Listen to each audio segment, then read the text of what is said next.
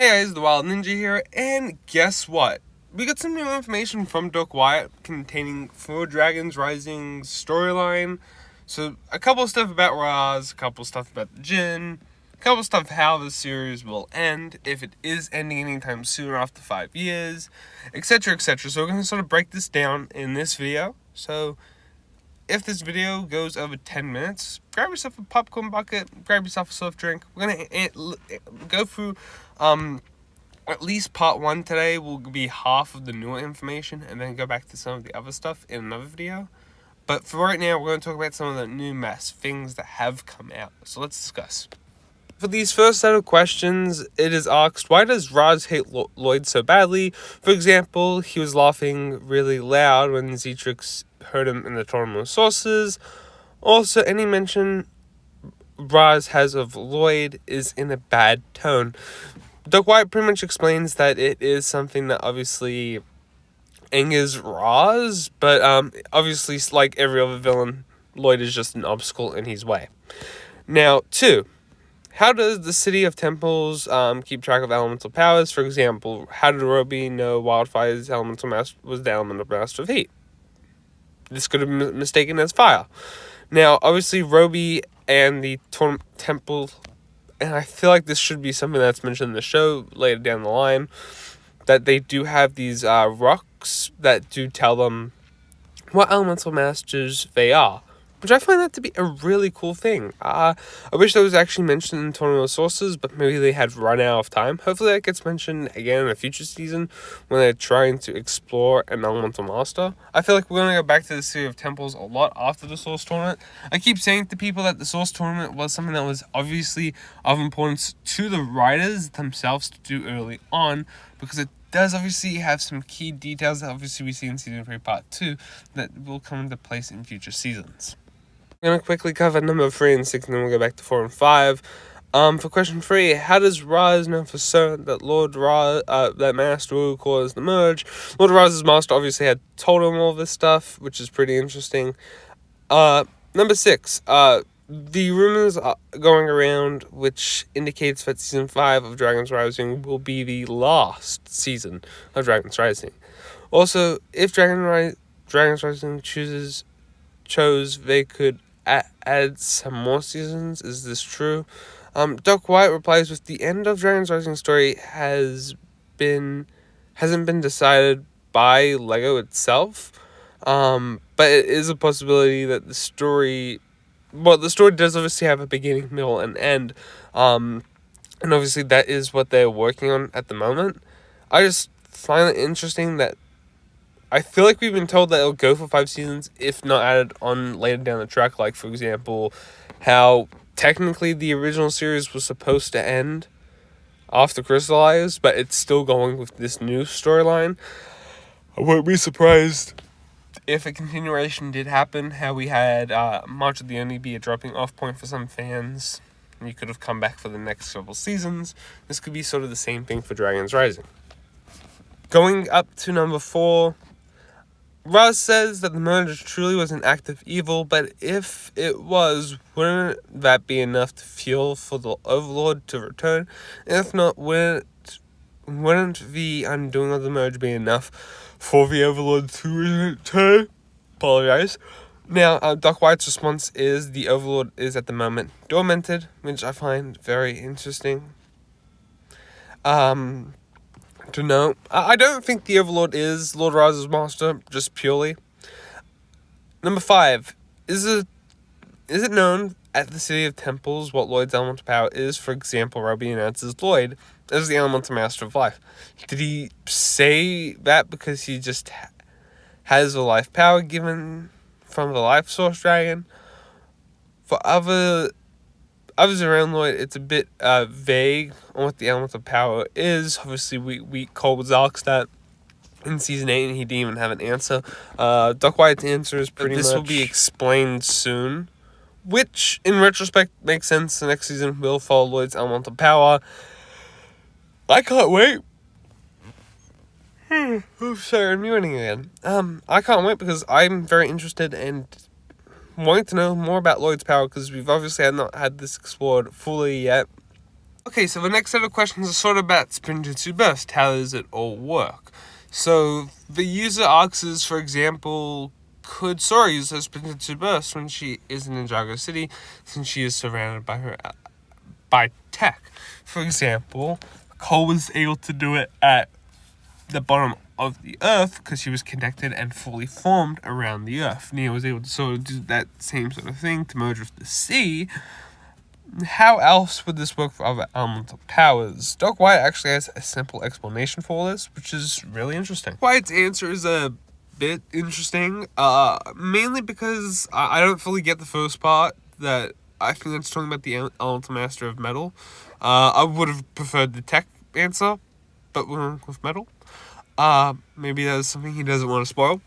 But going on to, for example, with sound, if the Master of Sound was at a mega concert, that's the only way he could do Spinjitzu Burst. I find this answer to be interesting because it then begs the question, what would Kai, Zane, Lloyd, where would they have to go to be surrounded with the element? I would have liked the Garmadon answer as well. But I'm going to guess at this point too that not a lot of people can do Spinjitzu Burst because some of the elements just don't exist.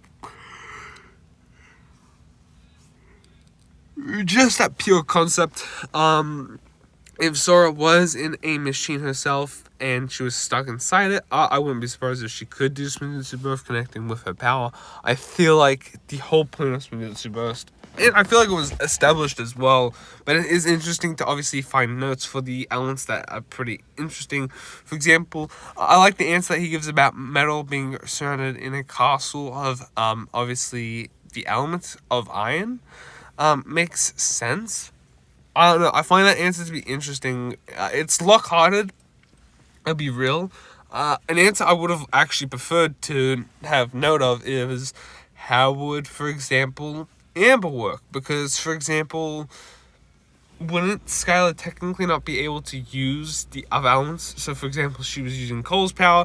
She realistically might not be able to do Spinjitzu Burst because her power isn't Earth. It is technically Amber. So when she does Spinjitzu Burst, it shouldn't be that power that she's using. It should be surrounded by Ambers. But I find this a really cool concept to take note of, and I just like the explanation. For example, poison in a room of poisonous gas. Pretty cool. Just like the whole idea to all of this, and I appreciate this question obviously being asked and Doc White actually having an answer. So jumping into the Skylor thing quickly. Now, this was mentioned a while back in a magazine that Skylor and Kai are ex-partners now. That was in a magazine. Doc White and Kevin Burke did actually say, and speak about this prior to this, that Skylor and Kai might not be dating. They might be broken up. Now, apparently, Doc White has a different answer. So, of course, they don't really delve much into the magazines. They don't work on them. But they've also said it's not also 100% canon, but some things can be canon. Now, that's... I'm gonna lose my voice. Look, I shit them too. But they haven't seen each other in over 5 years. Or 6, 7 years. The relationship really be in the healthiest place right now? And yet, don't give up on those crazy lovebirds. They might still win in the end. I honestly, can I be honest with you? I don't think I will end up with anyone else besides Skylor. I find it an interesting twist of events. Of course, they weren't ever going to break up, and I think Crystallize even makes it clear. I just do believe that, in retrospect, you can't really expect anything at the moment. I've seen a lot of people make actual fan art of this concept where Kai has come back from his quest from Ninjago Legends.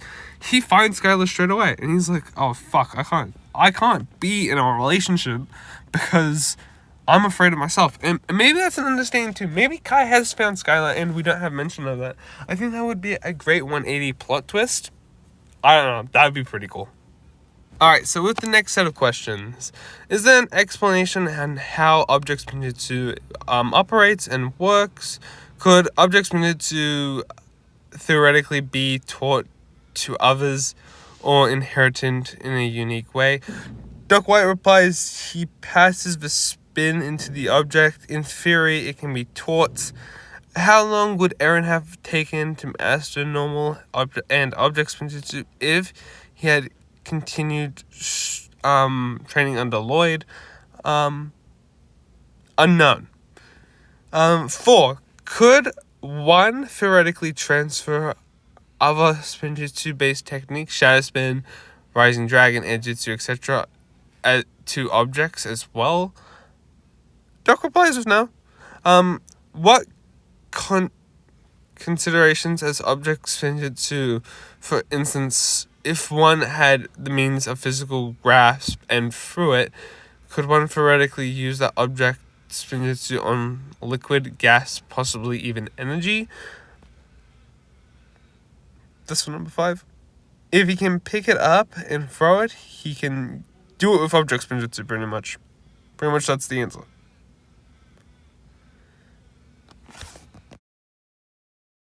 Question that sort of asks, is object Spinjitzu a similar power level to elemental power? Or is it more adjective to Shadow Spin and Rising Dragon? It is noted that this isn't an elemental power, which I think was obvious. What would happen if used object Spinjitzu on a person? Would this Spinjitzu color be there or theirs or that of the person using the object Spinjitzu? Doc replies with be the user's color. The other question that is also asked, could the effect be nerfed by using Spinjitzu in the opposite direction? Yeah, Doc replies with that. These are very interesting questions I want to get my head around. But yeah, pretty much this was all to do with object Spinjitzu, which is pretty cool. I'll slightly break down the first 3 questions really quickly.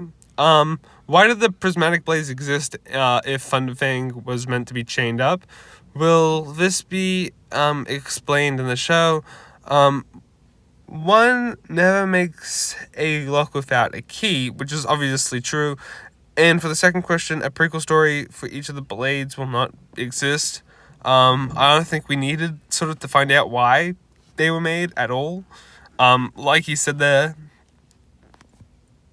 when you have a lock, you'll need a key. Number 3, how did the soul energy from the prismatic blades make the crab big? Magically. I think that was obvious. Will we ever learn why the prismatic blade from the tournament looks so different? C. It's no, because you don't need a prequel story for it. Why did Roz never use a returning blade the entire time? I love Doc Wyatt's response here. It's not Roz's style, pretty much. So you said that the reason Iroquois' wish work differently is because he is a different kind of djinn. Will we ever see this stated in the show? Because it might be confusing for people who don't follow you. Doc replies with the show, it will be explained in the show, but again, maybe in a book of the djinn, which is really interesting that LEGO will publish. Ooh, that's pretty cool. So maybe we'll get more about the djinn, which is pretty cool. And I like that concept that this question was thrown out, because a lot of people obviously don't watch this sort of stuff. They want to know from the actual show. So I do find that something to be interested in and engaging. Where did the gem come from? I'm pretty sure he didn't have it when he was chained up. So when did he get it? Why? It makes me laugh. It's like, are you sure about that? Yeah, I'm pretty sure about that. But I find these all interesting questions. If you guys enjoyed today's video, I will do sort of like a part 2. This has been a 15-minute video, but let me know your thoughts about all these questions being asked. Did you enjoy today's video? If you did, make sure you like, subscribe, and check out my other videos. I'll see you guys in a future installment. But yeah, these are all the questions so far Doc White has pretty much answered. There's a couple more that I do want to get through, but that'd be in a separate video. So let me know your thoughts about this. Thank you for watching. Peace out, guys.